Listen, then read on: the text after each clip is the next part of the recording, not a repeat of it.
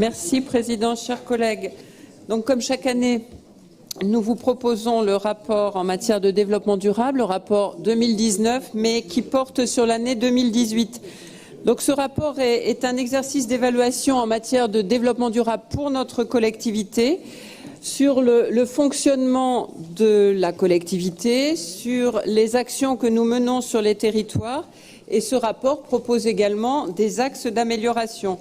Donc, il est construit selon le référentiel établi par la France, en lien évidemment avec l'agenda 2030 de l'ONU, et selon 17 objectifs développement durable qui recouvrent chacun une dizaine de cibles, ce qui donne à peu près 169 cibles en tout. Évidemment que la région Nouvelle-Aquitaine n'est pas sur chacune de ces cibles, puisque certaines sont dévolues à des territoires internationaux qui ont des particularités différentes de notre territoire. Donc vous avez la présentation, comme chaque année, des 5 finalités et des 5 éléments de méthode que nous retrouverons un peu plus tard. Donc je ne reprends pas ça dans le détail. On va passer directement aux différentes actions qui ont été retenues pour cette année 2018. Juste vous préciser que c'est un énorme travail, parce que je vais vous résumer en quelques minutes ce rapport développement durable, mais il compte près de 300 pages.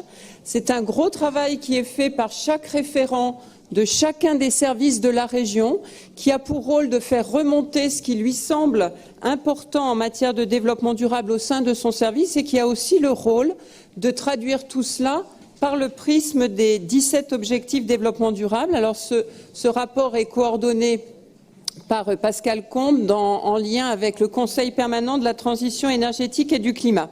Donc chacun a fait remonter ce qui lui semblait emblématique, et là vous avez quelques actions pour chacune des finalités ou chacun des éléments de méthode qui peuvent être retenus pour l'année 2018. Juste vous dire que ces actions, vous les connaissez bien sûr, puisque ce sont celles que nous présentons aux différentes commissions permanentes, mais aussi aux différentes sessions plénières. Donc, sur la première finalité, qui est la lutte contre les dérèglements climatiques et la protection de l'atmosphère, vous avez sous les yeux quelques échantillons de ce que nous avons pu faire. On a beaucoup parlé de Néoterra dans les discours de préambule. La production d'énergie renouvelable, par exemple, est évidemment renforcée dans notre région. On peut noter également, puisqu'il y a toujours les deux volets, production d'énergie renouvelable, mais aussi le volet économie d'énergie, avec ce plan que nous poursuivons dans chacun des lycées de la région, sur tout ce qui est performance environnementale des bâtiments. Sur la deuxième finalité, qui est relative à la préservation de la biodiversité, des milieux et des ressources, on peut là aussi citer un certain nombre d'actions. Citons quand même la création de l'Agence régionale de la biodiversité en 2018, un certain nombre de parcs nationaux, de parcs régionaux naturels qui ont été engagés, notamment Médoc et Gâtine, durant l'année 2018. Le troisième volet, la troisième finalité, cohésion sociale, solidarité entre les territoires et les générations. On peut retenir le plan régional réaliser l'égalité en Nouvelle-Aquitaine, qui est quand même un point d'avancement important, mais on peut aussi évoquer, et c'est la ligne juste avant la feuille de route régionale alimentation, agriculture et territoire. Quatrième finalité, l'épanouissement de tous les êtres humains, avec plusieurs projets, dont deux projets de santé, e-santé et télémédecine, qui sont des projets qui vont dans une logique d'amélioration de l'accès aux soins sur nos territoires. Cinquième et dernière finalité, le développement économique, qui doit suivre des modes de production et de consommation responsables. Je citerai, parce que ça sera aussi le sujet durant cette plénière, le lancement d'appels à projets sur les initiatives de réduction des déchets, avec 43 opérations qui ont été lancées dès 2018 sur ces questions-là, et la poursuite de l'accompagnement des territoires. Après ce volet finalité, on a 5 points concernant les éléments de méthode et ce qu'on peut qualifier de gouvernance, et ces 5 points sont réunis en 3.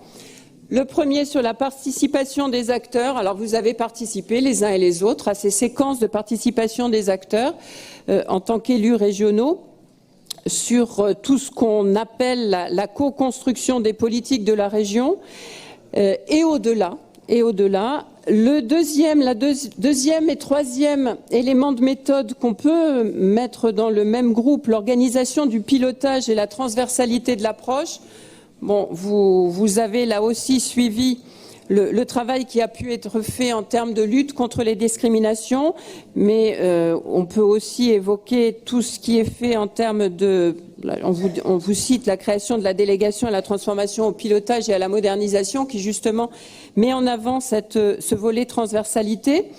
Et sur le quatrième et cinquième élément de méthode concernant les dispositifs d'amélioration partagée et la stratégie d'amélioration continue, on peut évoquer le volet numérique que je réévoquerai brièvement tout à l'heure dans le cadre à la fois en interne, au sein des services de la région, mais aussi à l'externe vis-à-vis des citoyens et des citoyennes de cette région. Donc vous avez sur la slide suivante les propositions d'amélioration, puisque c'est une obligation de ce rapport que de faire des propositions, des pistes d'amélioration.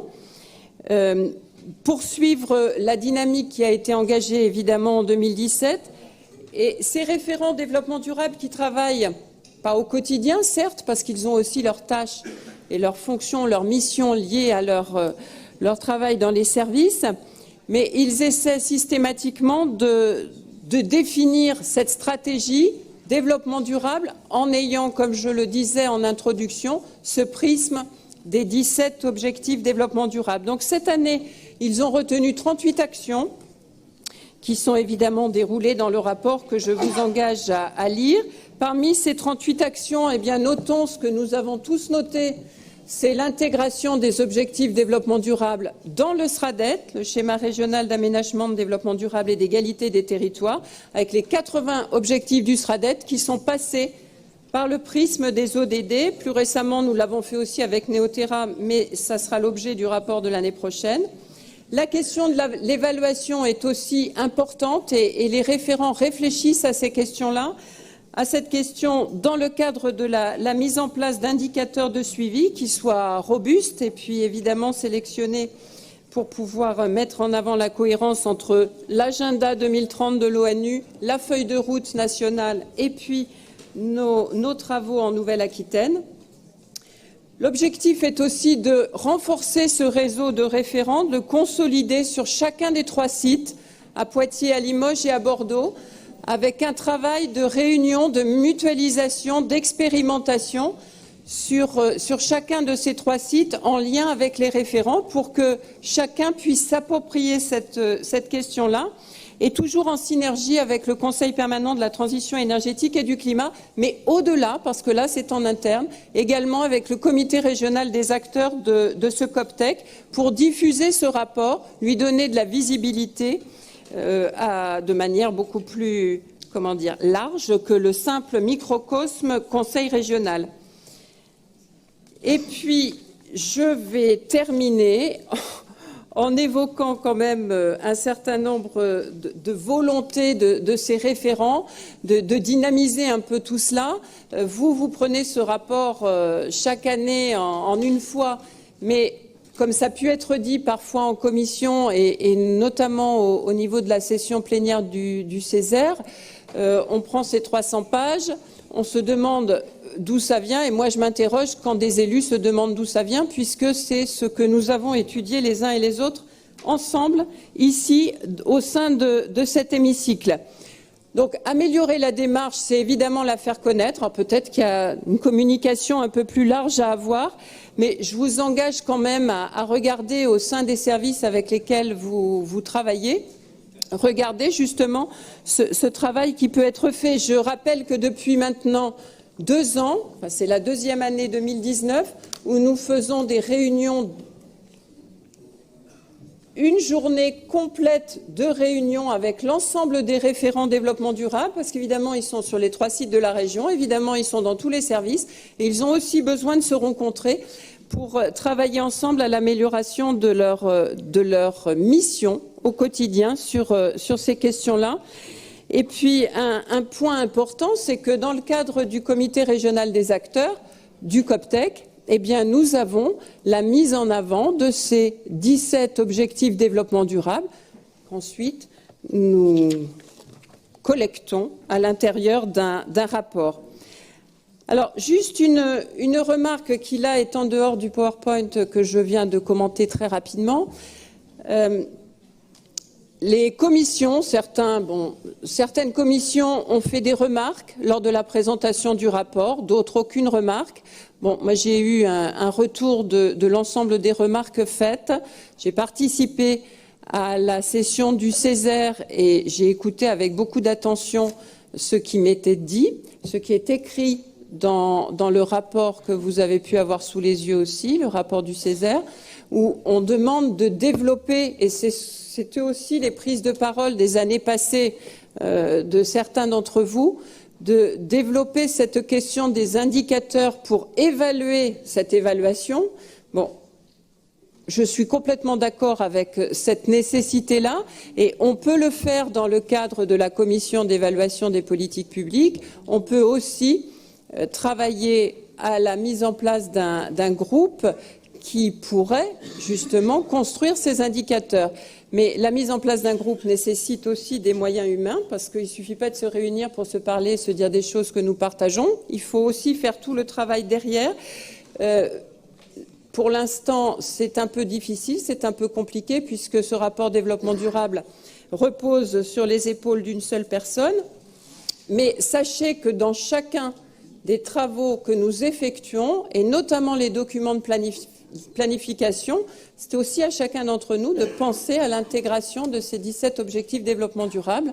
On va parler du plan déchets. Je pense également au SPASER, le schéma tout ce qui concerne la commande publique et les achats responsables de notre collectivité. C'est un prisme que nous pouvons utiliser collectivement pour faire avancer les choses. Et évidemment, c'est le cas de Néoterra, je l'avais rappelé précédemment. Merci Françoise.